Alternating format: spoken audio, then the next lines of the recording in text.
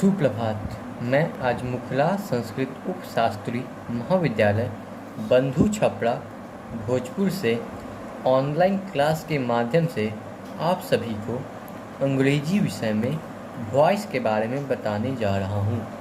आज मैं आपको पिछले कक्षा में जो पढ़ाई हुआ है उससे आगे के बारे में बताने जा रहा हूँ। पिछले कक्षा में हमने टेंस के बारे में पढ़ा था कि वॉइस में टेंस का एक बहुत ही अहम योगदान है। टेंस 3 तरह के होते हैं, प्रेजेंट, पास्ट और फ्यूचर। तो मैंने आपको ये पिछले वीडियो में बताया था। आज हम प्रेजेंट के चारों भेद के बारे में जानने की कोशिश करेंगे। सबसे पहला है प्रेजेंट इंडेफिनिट, दूसरा है प्रेजेंट कॉन्टिन्यूअस, तीसरा है प्रेजेंट परफेक्ट और चौथा है प्रेजेंट परफेक्ट कॉन्टिन्यूअस। तो आज हम प्रेजेंट इंडेफिनिट के बारे में जानेंगे। प्रेजेंट इंडेफिनिट में मेनली प्रेजेंट इंडेफिनिट में जो मेन है वो पहले हम लोग कंपोजिशन उसका जान लेते हैं। इसका कंपोजिशन में सबसे स्टार्ट होता है सब्जेक्ट, उसके बाद इज एम आर,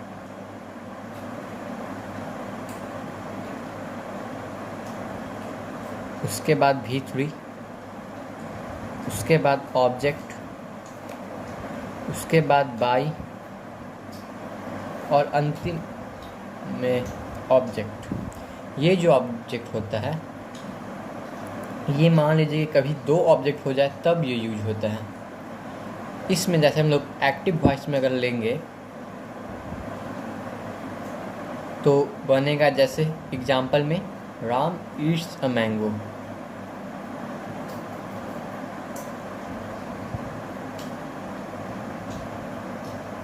इसका मतलब हुआ राम ने एक आम खाया। अब जब हम इसे पैसिव में बदलेंगे तो ये बदल जाएगा अ मैंगो। जैसे कि नियम पे जो ऑब्जेक्ट है वो सब्जेक्ट में बनेगा, तो अ मैंगो ये एक सिंगुलर नाउन है, इसलिए हम लोग यहाँ पे इज का यूज करेंगे, इसलिए इज। ईट का V3 लिखेंगे तो ईटन। यहाँ पे कोई और ऑब्जेक्ट नहीं है इसलिए हम लोग सीधे यहाँ पे आएंगे तो बाई, और फिर जो दूसरा ऑब्जेक्ट है मतलब कि यहाँ का सब्जेक्ट जैसे कि राम वो लिखेंगे राम। तो इसका हुआ कि a mango is eaten by Ram. इसका अर्थ हुआ राम के द्वारा एक आम खाया गया, और इसका मतलब था राम ने आम खाया। इन दोनों का मतलब एक ही है पर हमने सेंटेंस बदल दिया जैसा कि एक नॉर्मल ट्रांसफॉर्मेशन में होता है। ये इसका एक्टिव वॉइस हो गया और ये इसका पैसिव वॉइस हो गया। अब हम दूसरा एग्जांपल लेते हैं। जैसे कि एक्टिव में हो जाएगा he gives me a book. He gives me a book. अब हम पैसिव वॉइस के नियम पे जाएंगे तो वो बनेगा जो ऑब्जेक्ट है वो पहले सब्जेक्ट बनेगा। तो यहाँ पे ऑब्जेक्ट है ये है सब्जेक्ट और ये जो है ये वर्ब है, ठीक है। तो जैसे कि यहाँ पे एक और ऑब्जेक्ट है मी, तो यहाँ पे ये नियम फॉलो होगा। तो ये बनेगा अ बुक। जैसा कि ऑब्जेक्ट सब्जेक्ट बन जाता है, फिर ये एक सिंगुलर है इसलिए इज लगेगा, इज गिवन, क्योंकि ये V3 हम लोग इसका करेंगे। यहाँ पे हमें मी को यहीं पे जोड़ना है तो इसके लिए हम लोग एक प्रीपोजिशन का यूज करेंगे। तो हम लोग यहाँ पे टू लगा देते हैं, टू मी बाय हिम। या इसे हम लोग एक और तरह से लिख सकते हैं, क्योंकि यहाँ पे 2 ऑब्जेक्ट हैं इसलिए हम इसे एक और तरह से लिख सकते हैं। जैसे कि आई ऑब्जेक्ट सब्जेक्ट बन जाएगा, फिर आई के साथ हमेशा एम लगता है इसलिए एम। V3 हो जाएगा, गिव का V3 गिवन। फिर वापस ये आएगा जहाँ ये ऑब्जेक्ट, तो यहाँ पे ये ऑब्जेक्ट है अ बुक। फिर हो जाएगा बाई का प्रयोग, और फिर यहाँ इसका जो सब्जेक्ट है him। तो जो एक्टिव था जैसे कि he gives me a book, इसका दो पैसिव होगा क्योंकि यहाँ पे दो ऑब्जेक्ट हैं। एक इसमें हम लोग एक को मेन ऑब्जेक्ट मानेंगे और एक को उतना मेन नहीं, एक तरह का ऑक्सिलरी वर्ब जैसा मानेंगे। तो इसका दो तरह का पैसिव बनेगा, a book is given to me by him और I am given a book by him. ठीक है, हम लोग प्रेजेंट इंडेफिनिट में ही थे, तो वो जो सेंटेंस जिसमें नॉट नहीं आता है उसे हम लोग अफर्मेटिव कहते हैं, जैसा कि हम लोग जानते हैं। अब हम लोग प्रेजेंट इंडेफिनिट का निगेटिव देखते हैं, निगेटिव सेंटेंस। निगेटिव सेंटेंस वो सेंटेंस जिसमें निगेटिव का मतलब वर्ड आए, जैसे कि नो, नॉट। ठीक है, इसका जो कंपोजिशन होगा वो होगा सब्जेक्ट प्लस इजेमआर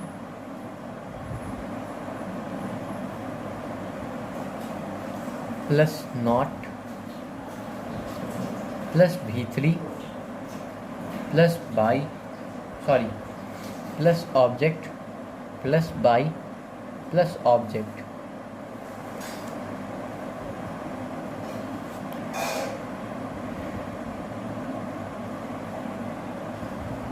इसका हम लोग एक एग्जांपल देखते हैं एक्टिव में। एक्टिव में एक एग्जांपल हो जाएगा,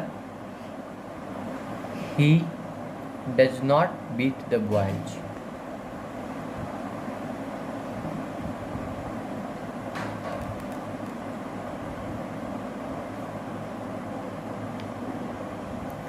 he does not beat the boys।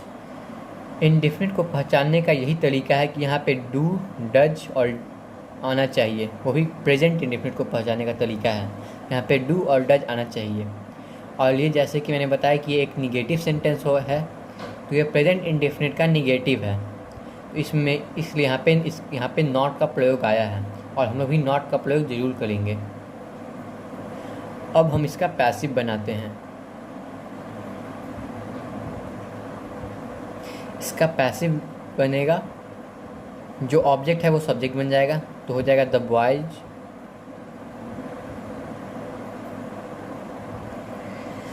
Boys एक प्लूरल वर्ड है, इसलिए हम लोग यहाँ पे आर का प्रयोग करेंगे। तो आर नॉट, क्योंकि ये निगेटिव सेंटेंस है तो हम लोग नॉट का यूज करेंगे। नॉट बीट का V3 बिटन। यहाँ पे कोई और ऑब्जेक्ट नहीं है, इसलिए हम लोग यहाँ पे सीधे बाई में चले जाएंगे।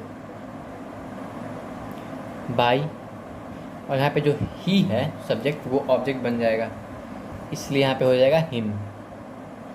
तो ये जो एक्टिव हुआ ही does not beat the boys, इसका पैसिव होगा the boys are not beaten by him.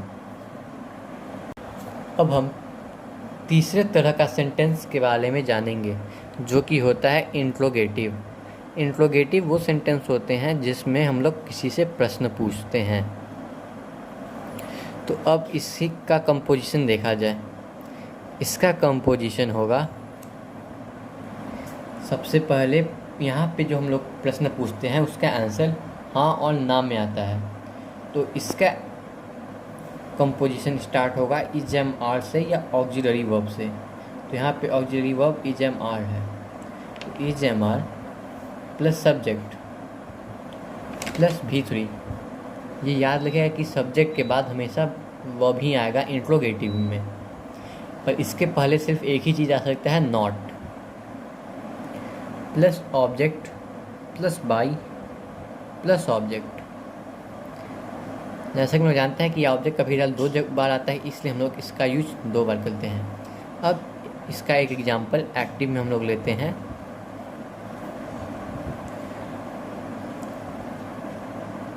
Do you do this work?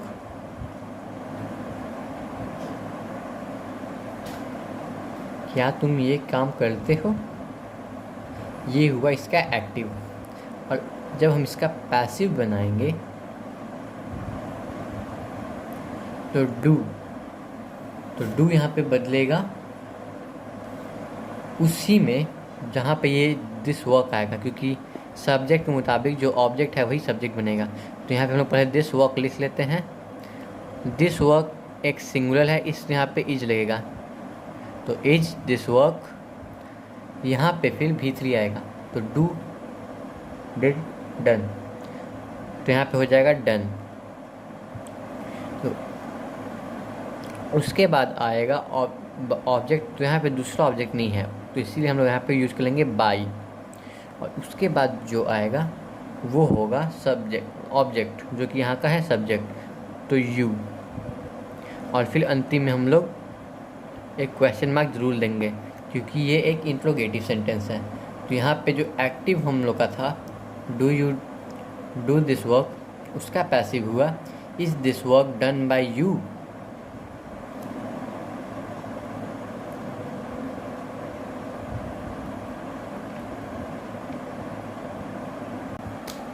आज के लिए इतना ही।